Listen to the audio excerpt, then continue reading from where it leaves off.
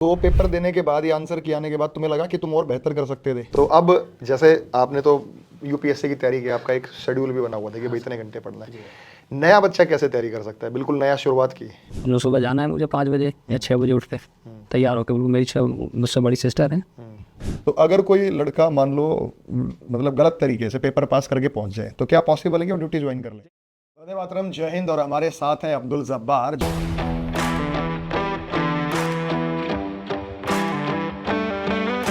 जिन्होंने अपनी कड़ी संघर्ष से, कड़ी मेहनत से आज ये यूपी सब इंस्पेक्टर के पद पर तैनात हैं और एटा में इनकी पोस्टिंग है। तो इनसे कुछ जानते हैं कि कैसे इनकी तैयारी हुई, कैसे इन्होंने तैयारी की। अब्दुल, जर्नी तो अभी आपने हमारे साथ शेयर की, तो थोड़ा सा तैयारी के बारे में बताओ कि कितने घंटे तुम देते थे पढ़ाई के समय? कोई फिक्स शेड्यूल था या जैसा समय हो जाता उस हिसाब से करते थे? सर मैं पहले यूपीएससी की तैयारी करता था, तो उस टाइम मेरा एक रूटीन बन गया था, नाइट में पढ़ने का, डे में भी पढ़ने का। तो कितने घंटे निकाल लेते थे? तो घंटे तो सर नहीं कह सकते, लेकिन मैंने अपने तरीके से ऐसा पढ़ता था कि मुझे एक पर्टिकुलर टाइम टेबल बना लेता था। मतलब कोई सा सब्जेक्ट मुझे पढ़ना है और कितना पढ़ना है, उसको कंप्लीट ही करता था। कंप्लीट करता था? चाहे वो 5 घंटे में हो जाए, 4 में हो जाए, 10 में हो जाए, मतलब वो टॉपिक पूरा कर लेते थे टॉपिक पूरा करता था। किसी एक सब्जेक्ट? जैसे मैथ में रिवीजन करता था मैं, तो मैथ के मैंने अरिथमेटिक पकड़ लिया, अरिथमेटिक के 5 चैप्टर लिए मैंने, 5 के 25-25 क्वेश्चन लगाने हैं मुझे 5 चैप्टर के। और रीजनिंग के 2 चैप्टर पकड़ता मैं, तो 50-50 क्वेश्चन प्रैक्टिस करने, ये करने ही थे डेली। करने थे। कितने समय में हो जा, और उसमें टाइम भी देखता था सर। तो फिर उसके साथ साथ कोई मॉक टेस्ट वगैरह भी लगाया? हाँ सर, मॉक टेस्ट लगाता था मैं सर। वीक में 3 मॉक टेस्ट लगाता था स्टार्टिंग में, लेकिन जैसे ही एग्जाम के लगभग महीना रहेगा मैं पर डे लगाने लगा। पर डे लगाने? क्योंकि उसमें यूपीएससी का 2 घंटे का टेस्ट होता था। हाँ। तो उसमें एनालिसिस करने में और उसको टेस्ट को देने में काफ़ी टाइम लगता था, तो रिवीजन का टाइम नहीं मिलता था, इसलिए मैं सर डेली जब लगाया, जब 1 महीना बचा। अच्छा, जब रिजल्ट आया और 136 क्वेश्चन सही थे, तो पेपर देने के बाद या आंसर किए आने के बाद तुम्हें लगा कि तुम और बेहतर कर सकते थे या लगा कि मैं बेहतर ही करके आया? हाँ सर, मेरे लगभग 7-8 क्वेश्चन ऐसे, मतलब एक सिली मिस्टेक से मेरे गलत हो 7-8 क्वेश्चन? सिली मिस्टेक मुझसे हुई, कुछ कैलकुलेशन में और कुछ जल्दबाजी में सर। हिंदी में मेरे 2 क्वेश्चन गलत हो गए थे सर। अच्छा, जल्दबाजी? नहीं तो उससे तो काफ़ी और गैप आ जाता, आगे बढ़ जाते। वो हुआ बस। तो अभी इसमें कोई रैंक अलॉट की थी कि रैंक की? हाँ सर, रैंक अलॉट की थी इसमें। जब 30,000 बच्चे बचे थे, हाँ जी। तब एक रैंक आई थी और फाइनल रैंक आई थी। जो 30,000 बच्चों की रैंक आई थी वो 555 रैंक 555 थी 30,000 बच्चों? और फाइनल में रैंक 55 रैंक। फाइनल में रैंक 55 थी। और अगर वो 6-7 क्वेश्चन भी सही हो जाते तो शायद रैंक डाउन हो जाती है। हाँ। तो अब जैसे आपने तो यूपीएससी की तैयारी की, आपका एक शेड्यूल भी बना हुआ था कि भाई इतने घंटे पढ़ना है। जी। नया बच्चा कैसे तैयारी कर सकता है? बिल्कुल नया शुरुआत की। जैसे कि सर 3400 प्लस वैकेंसी बता रही है सर, विभाग से जो वैकेंट है वो आ रही हैं। ये बता रहे हैं 3400 वैकेंसी यूपीएससी में विभाग में खाली हैं, जो जल्द ही भर्ती जिन पे चालू होगी। तो 3400 भर्ती आपके पास है? हाँ, तो उसी की। और आपके समय में कितनी भर्तियां थी वो? 9,534 थी, जिसमें 500 कुछ वैकेंसी प्लाटून कमांडर थी, बाकी सिविल की। सिविल की थी। तो सर मेरा जो पढ़ने का तरीका था, मैं मैथ को और रीजनिंग को, हिंदी को ज़्यादा टाइम देता था। ज़्यादा? क्योंकि ज़्यादा वही आना है। 40-40 क्वेश्चन आते, चारों सेक्शन है, और पढ़ना सभी को जरूरी इसलिए था कि 35% हर सेक्शन में लाने कंपलसरी थे, और 50% ओवरऑल। 400 नंबर का पेपर था और 160 क्वेश्चन आने थे, पर क्वेश्चन 2.5 नंबर का था।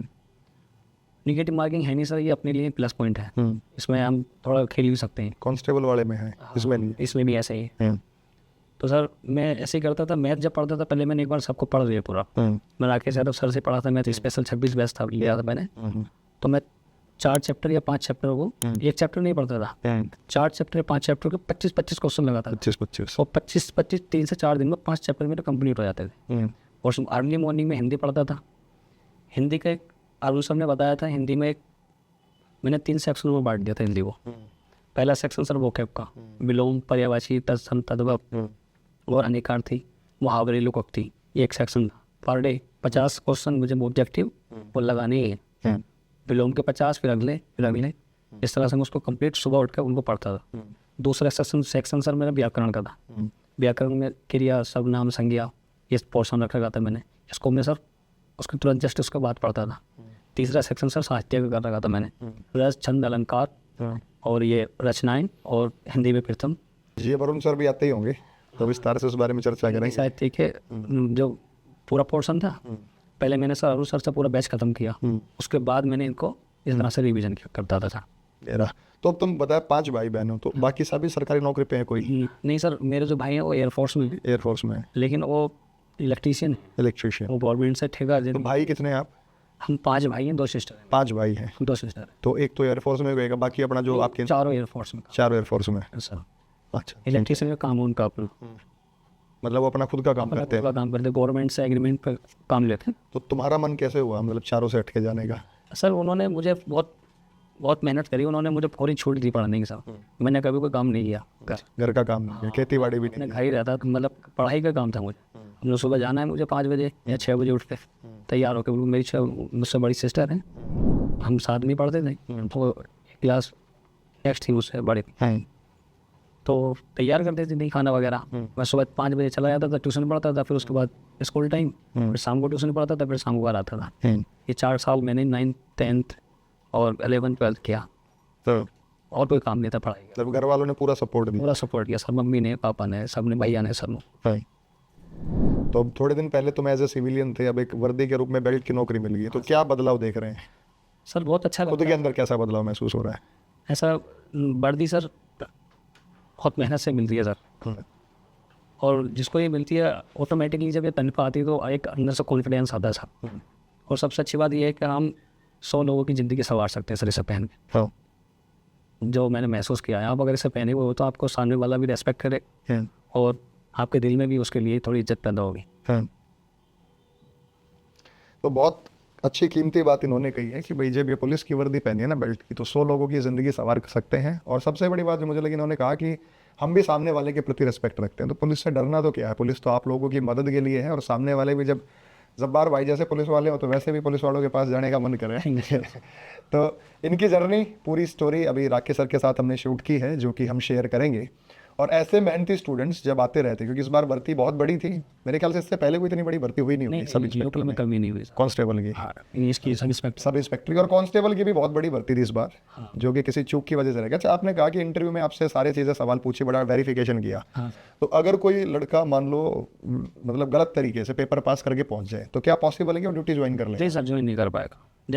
जैसा चेकिंग था नहीं कर पाएगा सर। नहीं कर पाएगा। हम ट्रेनिंग सेंटर पे 2-3 बार हमें चेक किया गया, फिंगरप्रिंट वगैरह, डॉक्यूमेंट्स वगैरह सब कुछ चेक हुआ था, सब कुछ चेक हुआ, कुछ हुआ था। और जैसे इस बार कांस्टेबल का पेपर आउट हो गया, बाई चांस पेपर कैंसिल ना होता है, इसमें बहुत सारे बच्चे हो गए, तो वो भी पकड़े ही जाते हैं फिर कहीं ना कहीं। बिल्कुल पकड़े जाएंगे सर, बिल्कुल पकड़े। तो ये उन बच्चों के लिए स्वाभाविक है जो सोचते हैं कि हम पैसे दे के पेपर पास तो कर लेंगे, लेकिन ये पुलिस की भर्ती है, और पुलिस तो खुद अपने आप में, मान लो सीबीआई हो, तो खुद ही जांच करेगी, वो खुद ही जांच पड़ताल कर लेगी। वो बिल्कुल नहीं चाहेगी कोई ऐसा कैंडिडेट उसके अंदर आ जाए जो डिपार्टमेंट के नाम पे दब्बा हो, कलंक है। तो तैयारी करिए, मेहनत करिए, और मेहनत के लिए आप लोगों के सामने ऐसे इंटरव्यूज आते रहते हैं। मेन बात यह है कि भाई सिलेक्शन केवल मेहनत के दम पे होगा, सफलता का कोई विकल्प नहीं है। अच्छा, आगे का क्या विचार बना है? अभी इसको नौकरी को कंटिन्यू करेंगे, अभी सीजीएल में जैसे उम्र है आपकी उसको जाएंगे? हाँ सर, एज को देखते हुए मेरा मन है कि मैं जो मेरा सपना था उसको पूरा करूँ। अब होगा ना होगा वो अल्लाह की तरफ। यूपीएससी की तरफ जाएंगे? अल्हम्दुलिल्लाह मेहनत करेंगे, बिल्कुल इंशाल्लाह आगे भी, बाकी जो होगा अल्लाह बेहतर करेगा। तो अभी भी है कि ये मेहनत करते रहेंगे, और ज़िंदगी में इंसान को हमेशा संघर्ष करना ही है, तो क्यों ना अपने सपनों को पूरा करने के लिए संघर्ष किया जाए। जी बिल्कुल। और विद्यार्थी जीवन की जो बातें आपने बताई, देख बारो दोहा फिर बताइए क्या था? सर वो दोहा था, उन्होंने भैया ने बताया था कि काक चेष्टा वको ध्यानम स्वान निंद्रा दिन से अल्पहारी गृह त्यागी विद्यार्थी पंचलक्षण। कि जिस विद्यार्थी के जीवन में ये 5 तत्व नहीं है वो विद्यार्थी नहीं। कौन कौन से तत्व हैं ये? कब चेष्टा, कोई जैसी चेष्टा रखने वाला, बको ध्यानम बगले जैसा ध्यान करने वाला, स्वान निंद्रा कुत्ते जैसी नींद लेने वाला, अल्पहारी कन खाने वाला, और गृह त्यागी घर का त्याग करने वाला।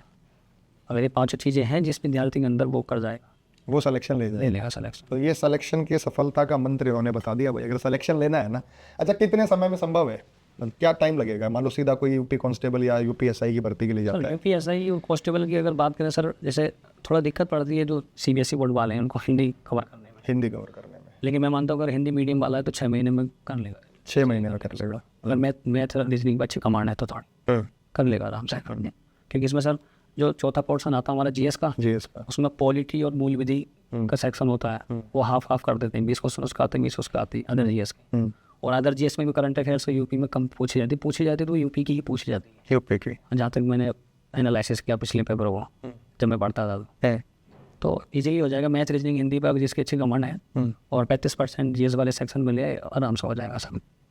तो स्टेट पीसीएस में जाने का विचार है आपका या यूपीएससी के थ्रू? ये सर अभी तो ऐसा लगता है कि इसी को करूँगा, अगर मौका मिलेगा तो धीरे धीरे, मौका मिला तो यूपीएससी तक करेंगे। अच्छा, ये और बताओ, ट्रेनिंग में कितने बच्चे ऐसे थे जो मिले होंगे? 500 की ट्रेनिंग तुम्हारी हुई है, 550 की, जिसमें कैरियर से ही पढ़े हुए थे कहीं ना कहीं बच्चे? सर लड़के मुझे लगता है ऑनलाइन तो कैरियर बिल से ही ज़्यादातर लड़के पढ़े हुए हैं जो ट्रेनिंग के दौरान? हम अमरोहा से सर 121 लड़के सेलेक्ट है सर। अमरोहा से अमरोहा से 121 लड़के सेलेक्ट थे, और जो जिनसे भी मैं मिला हूँ वो सब ऑनलाइन कैरियर बिल ऐप से ही ज़्यादातर पढ़े हैं मोस्टली। तो इस बार जो भर्ती रही है उसमें कैरियर का हाँ, रहा है? काफ़ी योगदान रहा है सर और मेरी लाइफ में तो सर यही रहा, क्योंकि मैं अपनी लाइब्रेरी में बस यही मैंने बेच लिया और वही से मैंने किया, मैं कहीं गया नहीं हूँ, ऑफलाइन में आज तक नहीं पढ़ा था, यूपीएससी का पढ़ा हूँ बस। तो ये देखो भाई, ऑनलाइन के दम पे भी नौकरी मिलती है और बहुत सारे बच्चे जो इंटरव्यू देते हैं वो यही हैं कि वो नौकरियां प्राप्त कर रहे हैं। शुरुआत बेशक यूपीएससी से की, आज एसआई के पद पर तैनात है, लेकिन फिर से इनका लक्ष्य है कि यूपीएससी ही क्लियर करना है। हमारा दुआएं आप लोगों के साथ हैं कि ज़रूर आप मेहनत करें, आगे बढ़ते रहें, और जब यूपीएससी सेलेक्ट होंगे तब हमें और मज़ा आएगा। तब हम आपको एक लिंक भी दिखाएंगे कि इन्होंने कमेंट किया था कि अब मेहनत करेंगे और यूपीएससी करेंगे। एक शायरी कहना चाहूँ, बिल्कुल बिल्कुल बिल्कुल।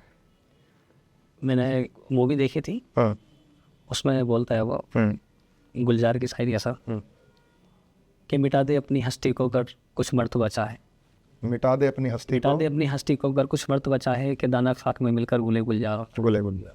सब दाने को अगर हाँ, गुलाब की तरह खिलना है, फूल की तरह खिलना है, तो उसको मिट्टी में मिट्टी में मिलना पड़ेगा, गलना पड़ेगा। तो अगर तुम्हें गुलजार होना है ना भाई, फूल बनना है, तो खुद को आपको मिट्टी में मिलना पड़ेगा। तो एक बहुत बड़ी बात अगर आप इसे समझे तो यूं ही मेहनत करते रहिए, यूं ही सफलता के चर्चे आते रहेंगे कैरियर प्लेटफॉर्म पे। और मेरे ख्याल से इस भर्ती में आप पहले ही आए हो, क्योंकि पीछे हमने कॉल किया था उस टाइम बच्चे इलेक्शन में बिजी थे, इलेक्शन में ड्यूटी थी, तो इलेक्शन के बाद उन्होंने कहा इलेक्शन के बाद आएंगे। तो बैक टू बैक हम प्रॉमिस करते हैं करीब 100 इंटरव्यूज़ हम यहाँ पे यूपी जो एसआई के वो लाइव करने वाले हैं आप लोगों की मोटिवेशन के लिए। मिलते हैं एक बार साथ। हाँ हाँ, बताओ। मेरे लाइफ में मेरी सिस्टर का बहुत बड़ा योगदान है सर, बड़ी सिस्टर का? बड़ी का भी और छोटी का भी। जब मैं लाइब्रेरी में पढ़ता था तो मेरे बहन साहब दूध का काम करते हैं, हम अच्छा, ये दूध बड़े अच्छा। तो लॉकडाउन जब लग गया था तो मैं लाइब्रेरी में रहता था, तो वो खाना पहुँचाते थे गोल टाइम में रख के मुझको। अच्छा, हाँ, तो मैं सिस्टर के घर से खाना खाता था। मतलब वो जब दूध देने जाते थे? हाँ, तो मुझको खाना पहुँचा देते। हाँ, मतलब बहुत उन्होंने मेरा बहुत सहयोग किया है। मैं पढ़ता था रात में तो पूरी रात मेरी सिस्टर बड़ी वाली बैठ के पढ़ती थी, और कोई फाइनेंशियल कोई दिक्कत होती तो छोटी सिस्टर, छोटे हमारे जीजा हैं मोहसिन। तो जब रिजल्ट आया तो कैसा रिस्पॉन्स रहा? क्या मेरी बड़ी जो सिस्टर हैं मेरी एक माँ की तरह ही है वो। तो मेरी मम्मी भी जितना प्यार करती है वो भी उतना ही मुझको मानती हैं, बहुत बहुत अच्छा, मतलब चाहती हैं, बहुत चाहती हैं, और रोने लगी थी वो खुशी के हमारे आंसू आ गए। उनकी वैसे चॉइस थी कि मैं दरोगा में जाऊँ। अच्छा, दरोगा में? हाँ, क्योंकि मेरा एनटीपीसी में भी हो रहा था, तो हमें और एक तो रेलवे में अचानक तो दरोगा ही था। तो अभी गांव कौन सा लगता है वहाँ आपका गाँव? सर गृह जनपद अमरोहा है मेरा, अमरोहा में कस्बा है जोया। जोया में मेरी सिस्टर है, सिस्टर, बड़ी सिस्टर, और जो छोटी सिस्टर सलवाना, तो उनका हस्बैंड है, बड़े छोटे जीजा है मोहसिन। बड़ी सिस्टर का नाम मेरा नीलोफर है, और मुनासिर है बड़े जीजा साहब। तो वो जोया में रहते हैं, छोटी सिस्टर रहती है हमारी गजरुल्ला हसनपुर में, और हमारा गाँव पड़ता है 2.5 किलोमीटर दूर वहाँ से, जोया कस्बे से। क्या नाम है गाँव का? नसीरपुर नाम, फरीदाबाद उर्फ नसीरपुर। जो हमारी लाइब्रेरी है और संभल चौराहे में, संभल चौराहे पे? हाँ, जोया के जस्ट बराबर में 500-600 मीटर दूर। ठीक है। तो ये जो संघर्ष रहा है इस बच्चे का, मतलब ये लगा लो कि ग्रामीण परिवेश से बच्चा निकला। हम ये भी नहीं कह सकते कि भाई बहुत अच्छा बैकग्राउंड दिया, लेकिन ग्रामीण परिवेश का, और मैं कहूँगा खुद की मेहनत है, खुद पे भरोसा था, खुद पे विश्वास था, तो कुछ कर गुजरना था, और आगे भी हैं ये कुछ कर गुजरेंगे। जो इनके हौसले हैं वो बुलंद हैं, और पुलिस की नौकरी करने तो वैसे ही कॉन्फिडेंस मिलता है, वैसे ही कॉन्फिडेंस टूटता नहीं। आदमी पुलिस वाला मैंने कभी देखा नहीं डिप्रेशन में गया हो। हाँ सर, जबकि टेंशन बहुत होती है, लेकिन बहुत ज़्यादा टेंशन दूसरों की दूर करते हैं, खुद की टेंशन चाहे कैसे रहे, परिवार को छोड़ना पड़ता था, परिवार को छोड़ना पड़ता है, परिवार का त्याग करना पड़ता है। तो आगे फिर से इन्होंने कहा कि लगभग 3400 पोस्ट खाली है। हाँ, 3400 प्लस वैकेंसी बता रहे थे सर जब हमारी ट्रेनिंग चल रही थी लास्ट टाइम। और ये जो वैकेंसी है बढ़ेंगी क्योंकि नए नए थाने खुलते हैं, तो वैकेंसी तो आएगी, वैकेंसी आएंगी सर, वैकेंसी तो आएगी। तो उसके लिए खुद को तैयार रखिए भाई, ठीक है। और मतलब अगर आप 12th पास भी हैं तो कांस्टेबल का भी आपके पास सुनहरा अवसर आगे फिर से वैकेंसीज आएंगी। तो तैयारी तो लगभग सेम ही करनी है आपको, चारों सब्जेक्ट्स पे पकड़ मजबूत रखनी है, तो आप चाहे, मैं तो कहता हूँ 11वीं क्लास में भी आ जाते हो तो ये इधर उधर कोचिंग लेने से अच्छा घर बैठ के कम से कम ऑनलाइन थोड़ा सा अपना बेस मजबूत कर सकते हैं आप, चाहे किसी भी बोर्ड से संबंध रखते हो। 12th की भी आप अपनी पढ़ाई जारी रखें, साथ साथ थोड़ा सा कोचिंग का भी पढ़ लें, और साथ साथ 12th होने के बाद तो बेस्ट है कि आपके पास 3 साल का अवसर होता है कि आप कोचिंग ले लें, खुद को मजबूत करें आने वाले समय में, क्योंकि वैकेंसीज की भरमार है और इस बार मुझे लगता है कि सरकार भी थोड़ी और सजग है रोजगार को लेकर। गवर्नमेंट ने नोटिफिकेशन दिया है, जिस जिस विभाग में जितनी भी वैकेंसियाँ खाली हैं, पद खाली हैं, सबकी नोटिफिकेशन आउट की जाए। तो सबके नोटिफिकेशन, और अल्टीमेटली सब में यही सब्जेक्ट्स आने हैं। हाँ, यही आने हैं यूपी में, तो यही आने हैं, हिंदी में। अच्छा ये बताओ, जैसे स्टेट के हिसाब से यूपी को कहते हैं कि बहुत बदनाम है, लेकिन हमें तो प्रैक्टिकली लगता है कि यहाँ पे जो भर्ती है बड़ी सख्त है, वो आउट हो जाता है पेपर अलग बात है, लेकिन उसकी प्रक्रिया कैसी लगी? सब प्रक्रिया बहुत वाकई में टफ है सर, समय लग जाता है इसमें। और 2021 में हमारी भर्ती आई थी सर, 1 अप्रैल को फॉर्म शुरू हुए थे और इसको कंप्लीट होता होता 2023 हो गई, 2 साल लग गए। सबसे तेज वैकेंसी हुई थी सर यूपी के अंदर, सबसे तेज नहीं तो इसमें और ज़्यादा टाइम, सबसे तेज वैकेंसी हुई थी सर ये 2 साल। तो आपको अपनी भर्ती में क्या लगा, पारदर्शी रही है भर्ती? पारदर्शी है सर, पारदर्शी है। हाँ। जितने भी लड़के मिले सब अच्छे, बहुत अच्छे टैलेंटेड माइंडेड लड़के मिले साथ के, और जो फ्रॉड थे उनको कहीं ना कहीं वो निकाल दिया गया सर, क्योंकि मैं उसी चीज़ से गुजर कर आया हूँ। जहाँ जब इंटरव्यू हो रहा था सर, तो जो भी फ्रॉड मिलता था उसको तुरंत महानगर थाने में, लखनऊ में, तो उस पर केस भी हो गया, FIR भी दर्ज? 6-7 महीने तक उनकी बेल नहीं हुई थी। बेल नहीं हुई और फ्यूचर खराब हो गया, पूरा करियर बर्बाद सर हो गया। बैंड हो गए वो 5 साल के। अब ये देखो कि आपका पूरा फ्यूचर खराब हो जाएगा अगर कोई भी आप इलीगल। लेकिन गांव देहात में अब्दुल अक्सर ये होता है कि कुछ बिचौली आते हैं, कहते हैं माँ बाप को कि मैं बेटे को लगवा दूंगा कांस्टेबल में 5 लाख रुपए 7 लाख रुपए। इलिटरेसी है, जहाँ अनपढ़ माँ बाप होते हैं उनका फ़ायदा उठाते हैं लोग, लेकिन मैं मानता हूँ जो पढ़ता है उसको समझना चाहिए, इसको समझना चाहिए। पढ़ के लग जाएंगे नौकरी, इतनी कुछ हार्ड नहीं है, बस थोड़ी मेहनत चाहिए, डेडिकेशन चाहिए, उस चीज़ के लिए आराम से हो जाता है। किसी को पैसे देने से बेहतर है वो अपने ऊपर खर्च कर लिया जाए। ऊपर खर्च कर, सही। चलिए बहुत बहुत आभार अब्दुल। और ये बच्चा देखो, मतलब सिलेक्शन के बाद आने बड़ी बात है, इतनी दूर अमरोहा से ही आया है और छुट्टी ली, आज क्या किया फिर? हाँ सर, छुट्टी ली थी। तो छुट्टी लेने के बाद यहाँ तक आना और अपने जो है कैरेवल पे जो गुरुजी से जिनसे पढ़े उनको याद करना, तो मैं इसके लिए भी आपका धन्यवाद व्यक्त करता हूँ। ये आपका बड़प्पन है कि आप आए हैं। तो उस तरीके के और भी इंटरव्यूज़ आप लोगों के लिए आते रहेंगे। मिलते हैं। जय हिंद, जय भारत।